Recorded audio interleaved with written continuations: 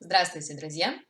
Я рада вас приветствовать на нашей второй лекции про гормоны. Напоминаю, меня зовут Ольга, я врач-эндокринолог, и я знакомлю вас с удивительным миром гормонов.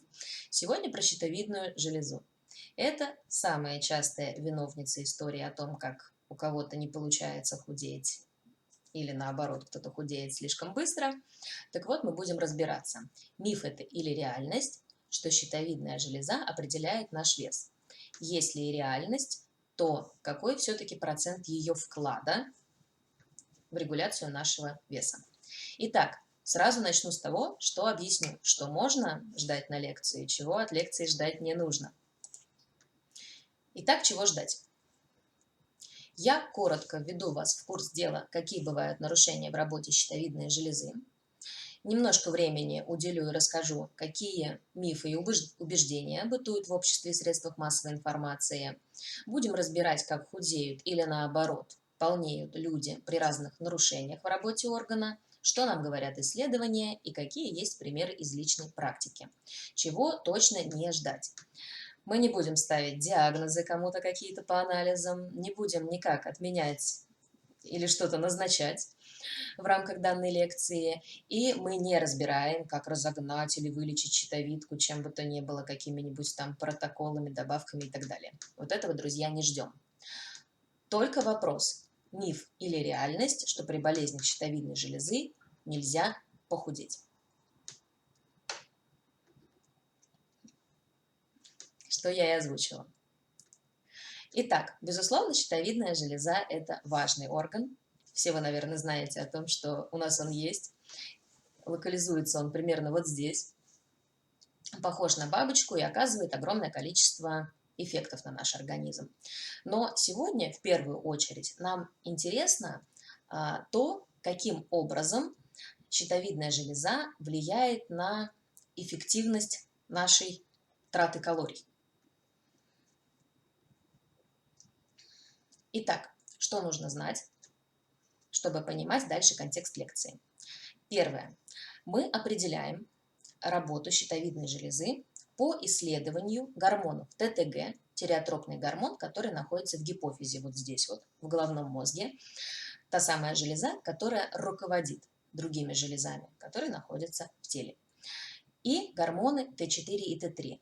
А вот Т4 и Т3 – это непосредственные агенты, которые осуществляют функцию щитовидной железы. Еще разочек смотрим. Вот у нас ТТГ идет из гипофиза. Вот он. Сам он не делает работу за щитовидку. Он говорит, как работать щитовидки и как работать с гормоном Т4 и Т3. А вот те самые Т4 и Т3 гормоны щитовидной железы, которые отражают, сколько же она вырабатывает. Итак, какие бывают болезни щитовидной железы? Очень по-простому, с графическим представлением. Есть норма. Вот она посередине, наша норма. Как если бы мы наполняли стакан, там ровно столько, сколько он может поместить. ТТГ будет нормальный в анализе, Т4 и Т3 будут нормальные в анализе. Есть гипотиреоз. Гипотиреоз – это дефицит гормонов, то есть их мало. Как если бы вот стакан был заполнен только частично. Гипо означает снижение. И есть тиреотоксикоз, то есть избыток гормонов. Щитовидная железа вырабатывает гормонов намного больше, чем это необходимо организму. Итого мы имеем три ситуации. Норма, дефицит и избыток. Вот на примере их мы и будем рассматривать, как себя ведет масса тела исследуемых людей при данных конкретных патологиях. Итак, как я уже сказала, интуитивно нам кажется, что недостаток гормонов щитовидной железы обязательно приведет к избытку веса, а избыток, наоборот, к похудению. Что мы увидим в анализе при недостатке гормонов? Низкий Т4 и Т3, высокий ТТГ. При избытке высокий Т4 и Т3, низкий ТТГ. Помним, что в организме все сообщается, и когда гормонов не хватает, в гипофиз приходит сигнал надо больше, ТТГ вырабатывается много. Когда гормонов слишком много, в гипофиз приходит сигнал хватит, хватит, пожалуйста, давайте остановимся, и ТТГ снижается. Если мы посмотрим на примере анализов, ну вот Как-то так выглядит обычно. Вот мы видим ТТГ, вот мы видим Т4, вот мы видим Т3. Вот, например, в данном конкретном случае, если мы возьмем нормы России, Европы, США, да, в принципе, всего мира, вот эти вот анализы будут восприняты как норма. То есть это интерпретируется абсолютной нормой.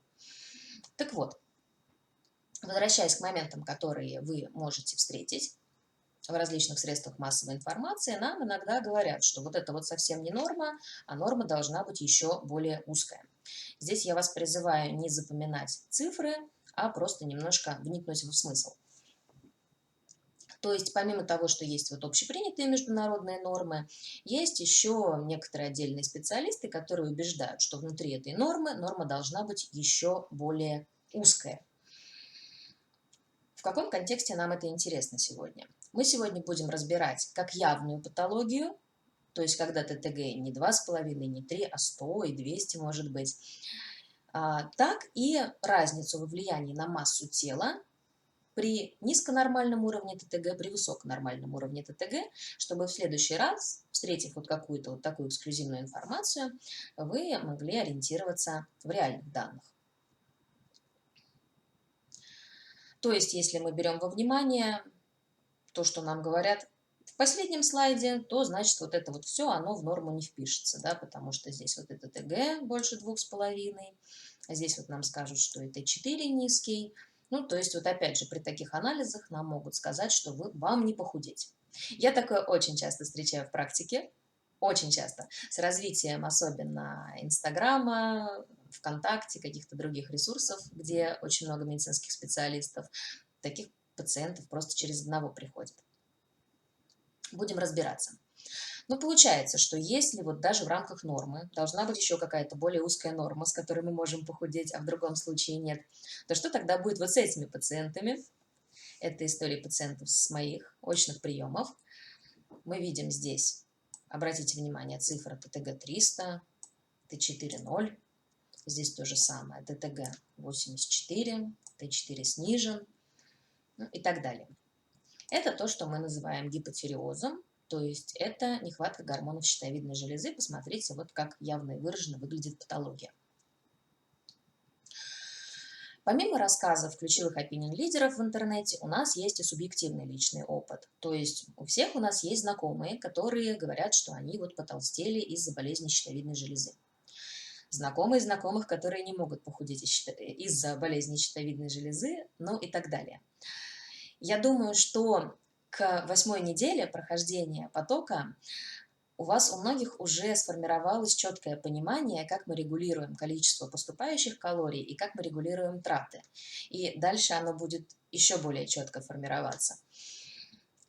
Но здесь мы не живем в тарелках людей 24/7. Мы просто им верим на слово, что люди мало едят. Хотя многие из вас, наверное, уже поняли, что в нашем восприятии мало, это все еще может быть много по калориям. Но тем не менее, даже студентов в медицинском вузе и в ординатуре меня тоже учили, что гипотиреоз и лишний вес – это вот чуть ли не две стороны одной медали, они обязательно будут идти рука об руку и так далее. Понятное дело, что не ведут в основном врачи своих пациентов, как в проекте куратор отслеживает всю калорийность и все траты. Поэтому у всех у нас есть какое-то свое такое субъективное представление, на основе которого мы, в общем-то, и делаем выводы. Вот в том числе, например, про гипотиреоз. Как-то всем кажется достаточно естественным, плохо работает щитовидка, все, лишний вес и не похудеть. Истории пациентов конкретные я расскажу позже, а сначала я вам покажу исследования, которые демонстрируют, как же щитовидная железа в норме и при болезнях может влиять на вес. Зачем нужны исследования вообще в принципе, да? Почему вот мы так любим показывать какие-то исследования? Смотрите, наше мировоззрение так или иначе субъективно. И когда я, например, как врач принимаю на приеме пациентов, я получаю только какую-то частичку знания о их жизни. Даже если прием идет 40 или 60 минут, ну, не всегда удается раскрыть их образ жизни на полную, добиться везде правды, люди не всегда сами вообще пристально наблюдают, как они кушают и тратят. Ну вот, тем не менее, то есть единичные наблюдения за пациентами, они не объективны. Мы не знаем, как, например, наличие какой-то болезни может эмоционально откликаться у человека. Для многих людей болезнь или удаление щитовидной железы – это очень большой стресс, что само по себе, например, может вести к эмоциональному перееданию. Но мы-то видим что? Мы видим, что человек очень много набрал и делаем закономерно выводы, что это все из-за щитовидки. Также, вот что мое мировоззрение пошатнуло в свое время, когда я уже вела свой частный прием, ко мне приходили пациенты с выраженным гипотиреозом, то есть вот с такими анализами, как я вам показала, которые не набирали ни килограмма. Человек приходит, у него ТТГ 100, у него ТТГ может быть 200. Максимум, что мы видим, это 1-2 килограмма отека, который прям бросается в глаза. То есть это люди, у которых вот щелочки вместо глаз, лицо очень-очень отекшее. Видишь патологию явную, но набора веса нет.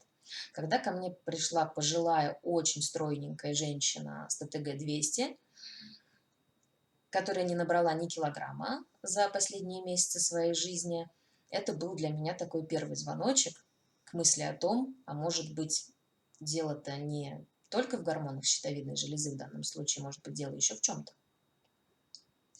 Поэтому справедливые выводы мы можем сделать лишь при наблюдении за группами людей, оценке их метаболических показателей и расхода энергии. Благо, такие исследования есть, что меня очень порадовало, и сейчас я вас с ними познакомлю.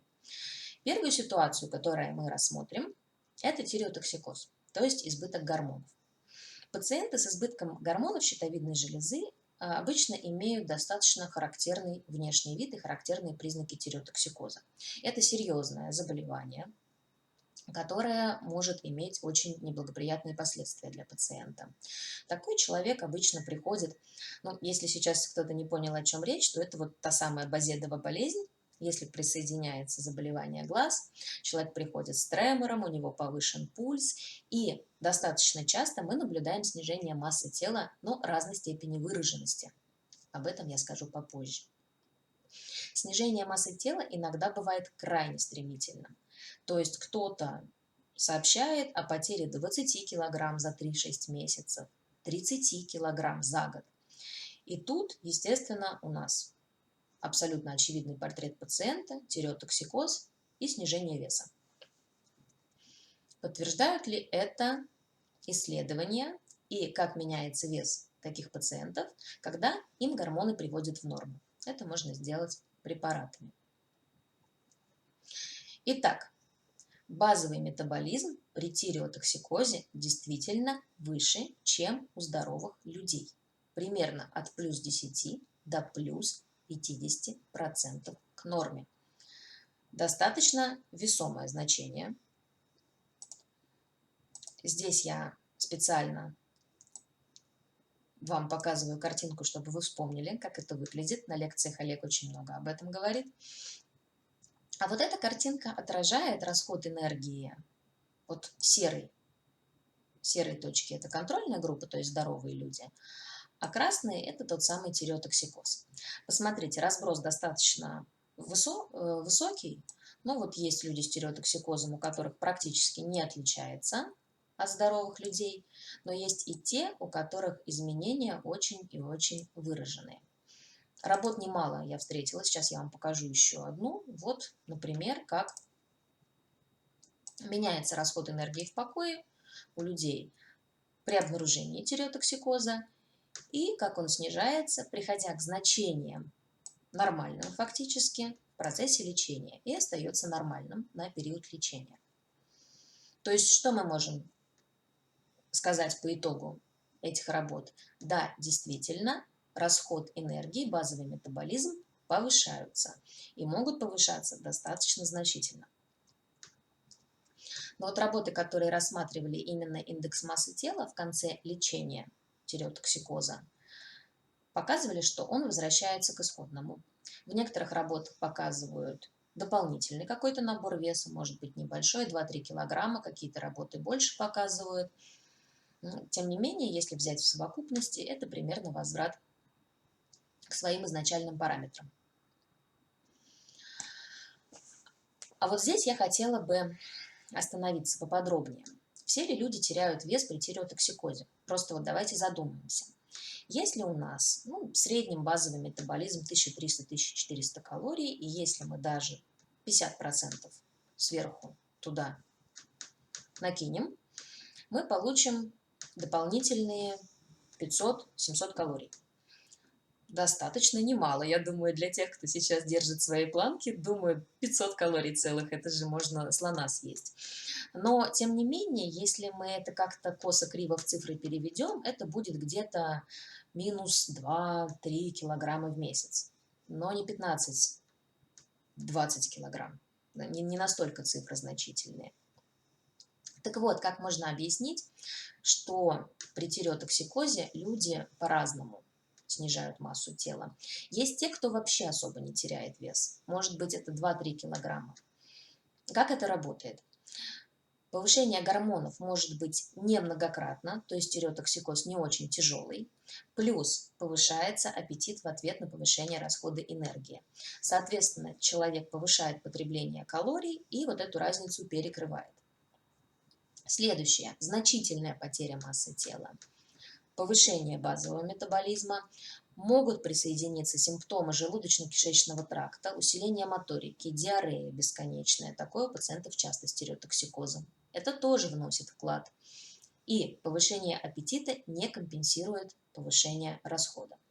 И стремительная потеря массы тела, это вот самые яркие такие картинки худеющих грейсов, повышение расхода энергии раз, ЖКТ-симптомы диарея 2, снижение аппетита за счет тошноты и рвоты. Такое происходит тоже нередко. У меня совсем недавно была пациентка на приеме, которая похудела больше, чем на 30 килограмм, приблизительно за 6-9 месяцев. Когда мы разбирали ее питание, она сказала, что я не могу есть, я не хочу есть, меня тошнит, периодически рвет, я ем 1 раз в день. Когда я назначила ей лечение, мы даже столкнулись с такой проблемой, что таблетки надо пить после еды, она говорит, как-то мне придется себя заставлять.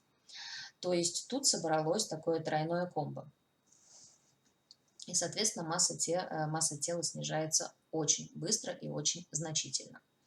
Хорошо, с тиреотоксикозом разобрались. С избытком гормонов значительным, надеюсь, понятно. Переходим ко второй ситуации.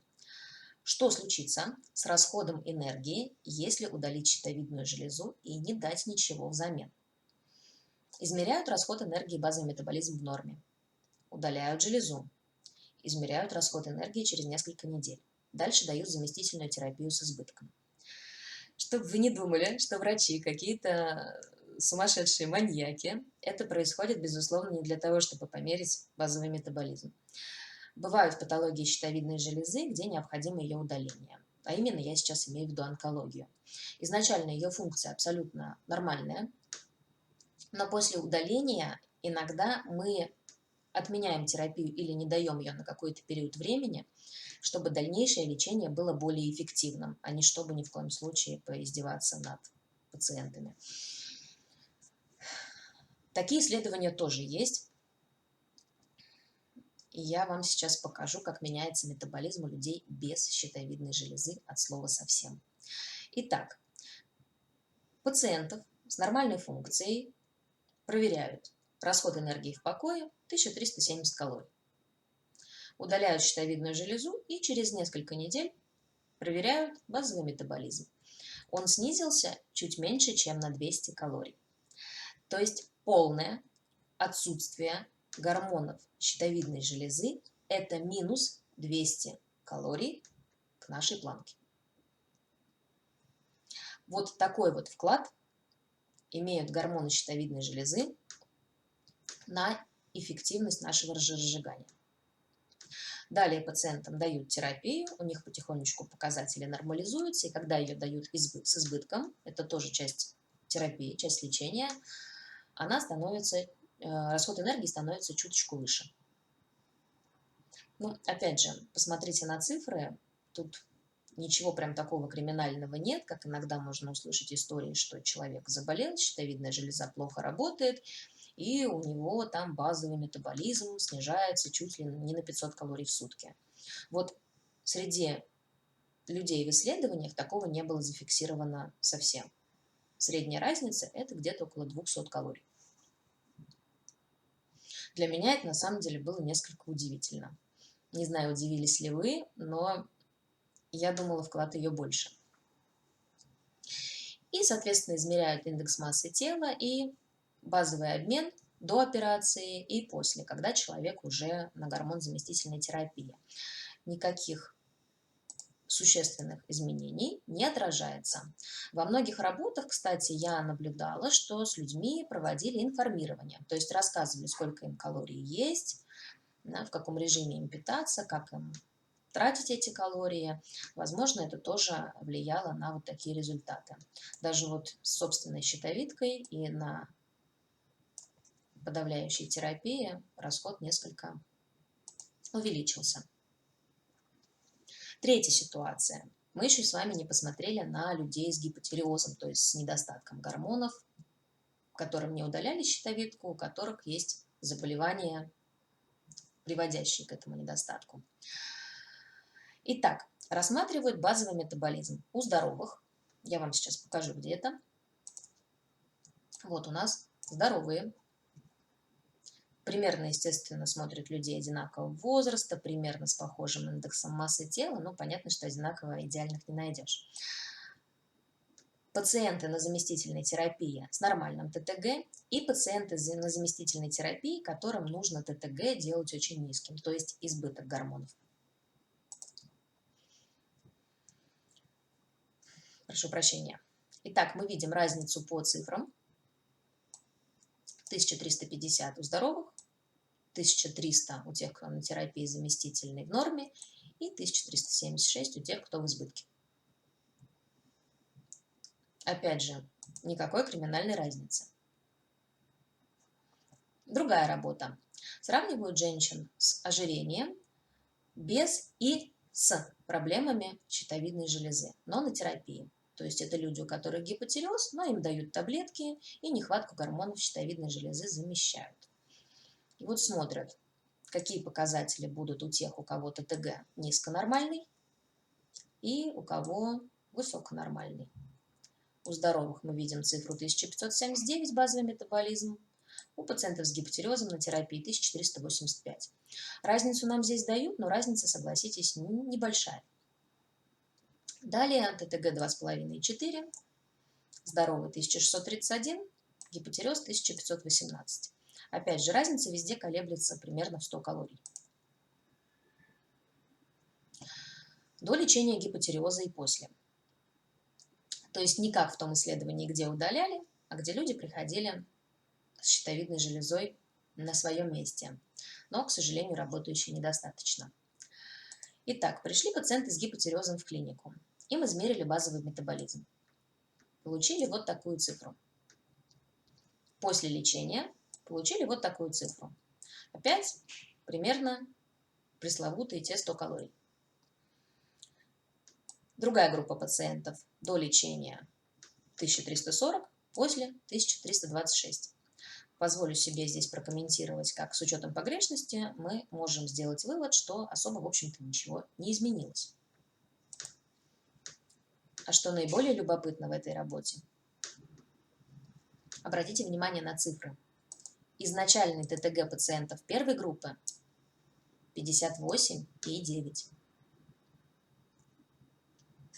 То есть ТТГ был практически 60, стал низконормальным, и разница базового метаболизма в 100 калорий.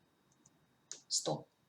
А вот данная группа, видимо, была не такая недостаточная по гормонам щитовидной железы, потому что после нормализации показателей никаких значительных изменений нет.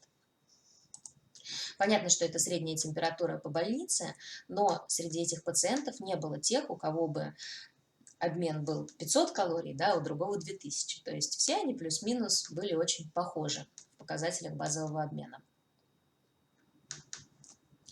Ну и вот возвращаясь к тому, что якобы вот при ТТГ больше 2,5 у нас уже никакие системы не работают и нам не похудеть, вот сравнивают расход энергии, базовый метаболизм у пациентов с ТТГ больше, чем 5,6 и меньше.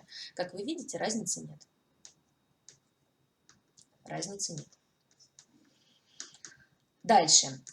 В целом, снижение массы тела может вести за собой снижение показателя ТТГ в анализах. Например, по данной работе смотрели на пациентов после бариатрической операции. Они худели все очень значительно. И у 90%, у кого изначально ТТГ был повышен, он нормализовался. То есть это просто адаптивные изменения организма, это не говорит о болезни, это говорит о том, что вот данный организм так подстраивается под избыток веса или под его снижение.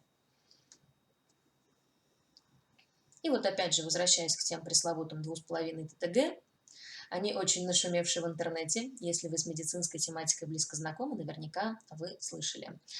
Как худеют пациенты при ТТГ? Высоконормальном, среднем и низконормальном. Одинаково. Данный график нам показывает. Вот здесь вот смотрим. То есть в целом потеря веса, дальнейшее ее увеличение происходит очень близко. Что низконормальный, что высоконормальный одинаково.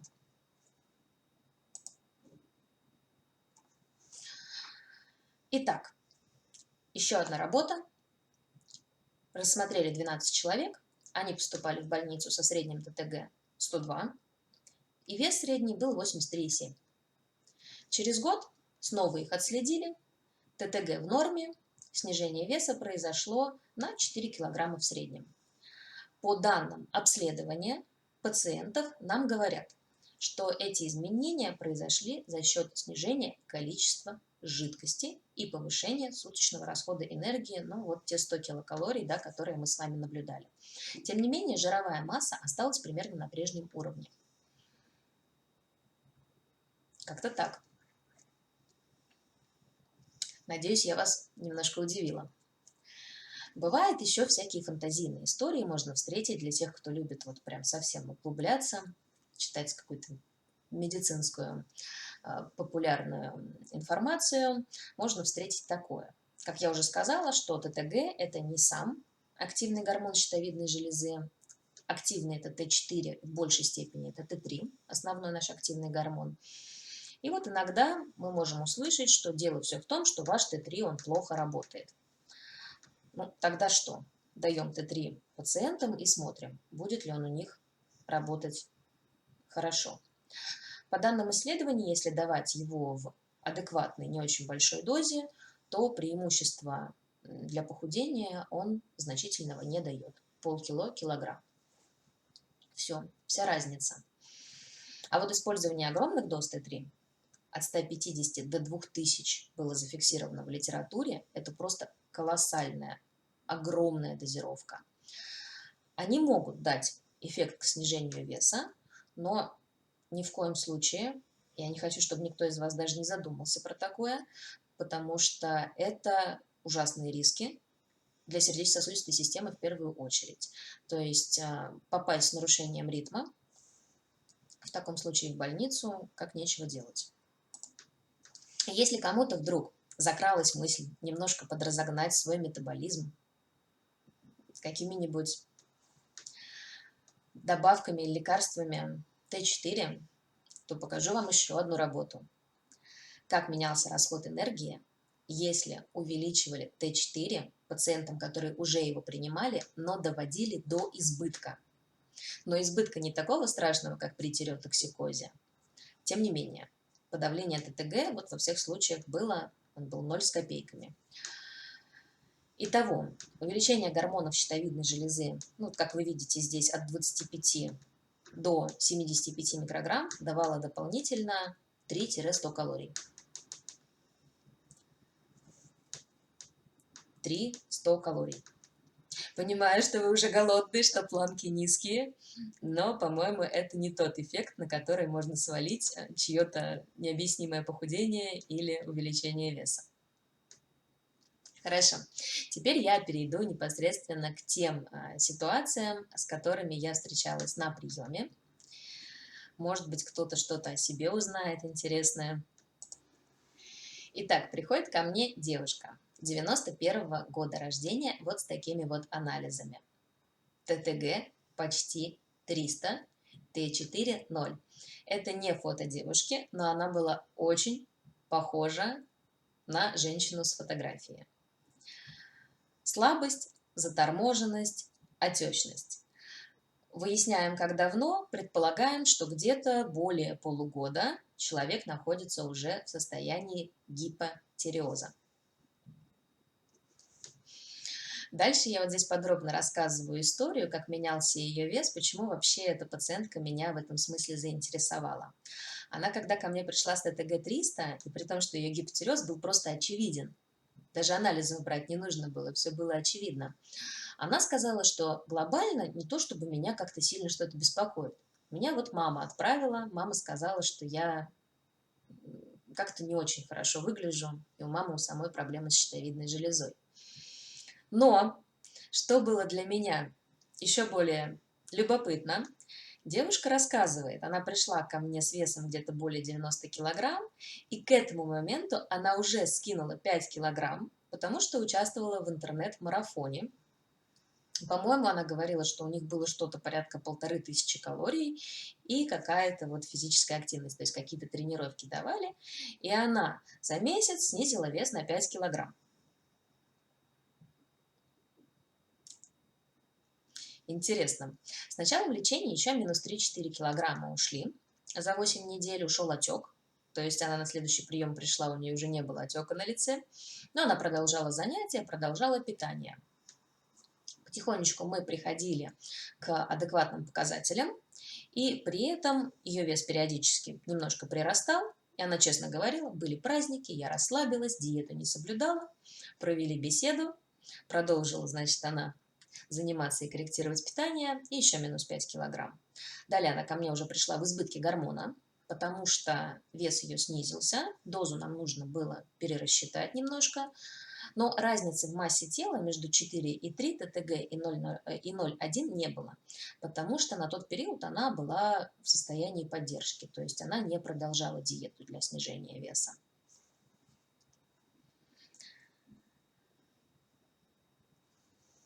Почему так произошло?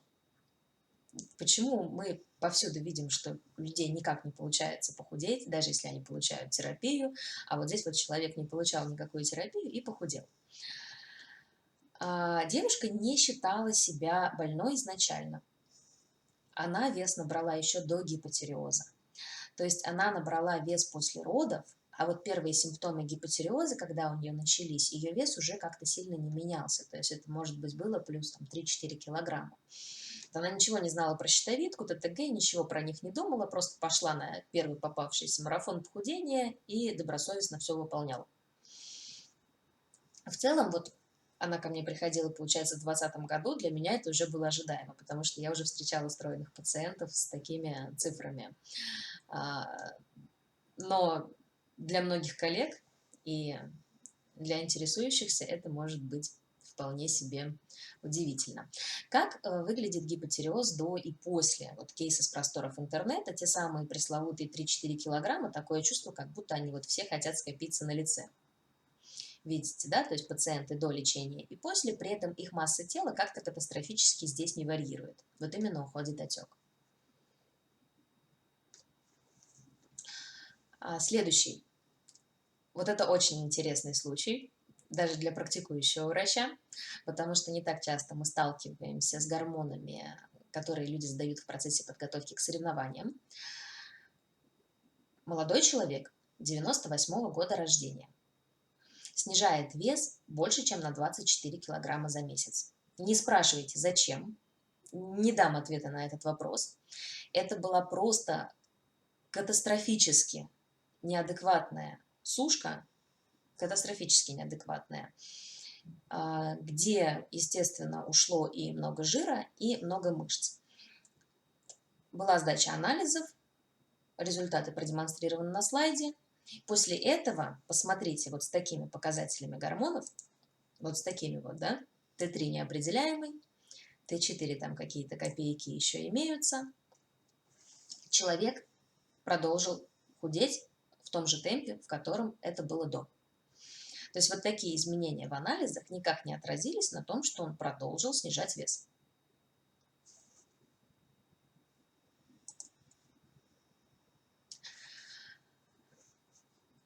Здесь не болезнь, здесь адаптация организма для сохранения энергии на просто сумасшедшей зверской диете.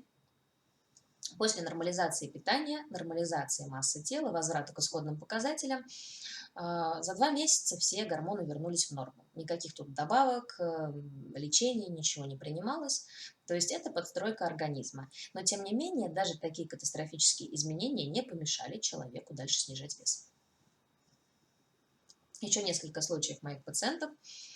Вот здесь женщина была в менопаузе, она пришла ко мне с ТТГ-20, мы должны были пересдаться, но она пропала, в итоге она там пришла еще через год, но за этот период времени никакого движения веса абсолютно, прям совсем. Потому что показатели периферических гормонов, то есть Т4 свободный, Т3 свободный, они остаются в норме благодаря повышению ТТГ. Соответственно, можно было бы увидеть разницу, если бы они значительно снизились. Еще один случай, тоже похожий. Молодая девушка, ТТГ-20, принимала гормоны 3 месяца, перестала, ну так, халатно отнеслась. С января 21 начинает участвовать в проекте по похудению. При том, что она не хотела худеть, она хотела просто рацион наладить, получает бонусом минус 3 килограмма. Сдачи, видите, больше, чем через год. ТТГ все те же 20, при этом она 4-5 раз в неделю тренируется. Вообще молодец, тут даже меня удивило. Начинаем терапию, и она получает плюс 1 килограмм через месяц. Почему? Она говорит, я больше хочу есть, подрасслабилась и больше ем. Как-то так. Опять получается, что изменения гормонов как-то значимо не повлияли. И вот этот и следующий, прям тоже очень интересные случаи, великолепные просто для практического опыта. Женщина, которая ходила с ТТГ больше 100, 3 года. 3 года у нее был очень-очень выраженный гипотиреоз. Если вы спросите меня, как она ходила, ну вот не доходила она до эндокринолога, другие врачи не замечали. А может, замечали, говорили, но она как-то забывала. Не знаю.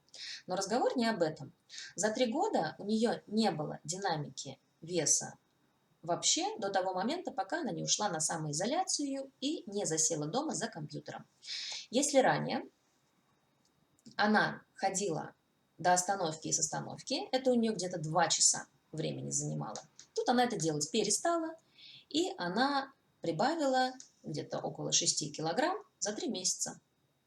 После этого больше ничего. При этом у женщины было множество симптомов гипотиреоза. То есть она сняла кофту, и вот прям как с новогодней елки посыпалась сухая кожа. Но вот с весом ничего не было специфического. Мы начали терапию, пару килограмм отека ушло, а все остальное уже за счет самостоятельных действий в этот адрес. И вот еще одна интересная история. То есть, как кто-то любит говорить, теория – это теория, а практика – это практика. Пациент, которому дважды отменяли гормоны щитовидной железы после ее удаления. Как раз то, о чем я рассказывала. Человек считал калории, человек соблюдал свою шаговую активность нужную, и за месяц отмены при полном отсутствии гормонов он снизил вес на 2 килограмма. То есть он сохранял свой привычный режим дефицита и снизил вес на 2 килограмма. Далее, при следующей отмене гормона он поддерживал вес, то есть он не снижал его, и он остался стабильным. То есть ничего не прилипло. Вспоминаем начало лекции и те самые минус 200 калорий, да? Получается, что на личном опыте они подтвердились. Это был предзаключительный слайд нашей лекции. Надеюсь, я вас не сильно утомила. Надеюсь, вам были интересны эти случаи, так же, как они были интересны мне. И хотелось бы подвести итог и сделать выводы. Гормоны щитовидной железы никак не влияют на нашу массу тела? Немножко влияют. Это документально подтверждено. Те самые 200 калорий, 100 в случае, если щитовидка не удалена, да, они есть. Но, естественно, какой-то колоссальной прибавки массы тела один вот этот компонент дать ну никак не может. Но это был бы килограмм в 3 месяца, да, или 2 килограмма. Что может реально быть? Отек. Независимо от нас, из-за дефицита гормонов отек. 2-3, может быть 5 килограмм при очень большом весе, такое тоже возможно. Он уходит после лечения. Далее. Снижение когнитивной функции и снижение активности. Чем меньше человек тратит энергии, тем больше у него, соответственно, профицит калорий. И если все это будет долго продолжаться, то человек может, набирая по 2 килограмма в месяц, вполне себе набрать 20-25 в год. Да? Но если сохраняется обычная диета и обычная активность, этого не произойдет. Гипотиреоз не может проявляться только набором массы тела, честно. Это обычно еще ряд симптомов. И при гипертиреозе все оказалось проще. Действительно есть повышение базового метаболизма в зависимости от того, насколько тяжело протекает заболевание. Увеличиваются траты энергии за счет огромного количества спонтанных микродвижений. Часто бывают симптомы со стороны желудочно-кишечного тракта. И те пациенты, кто очень стремительно теряют вес, при очень выраженном тиреотоксикозе часто жалуются на тошноту и рвоту, и у них снижается потребление пищи. Вот такой вот вклад оказывает щитовидная железа на процессы жиросжигания. Спасибо большое за внимание и до новых встреч!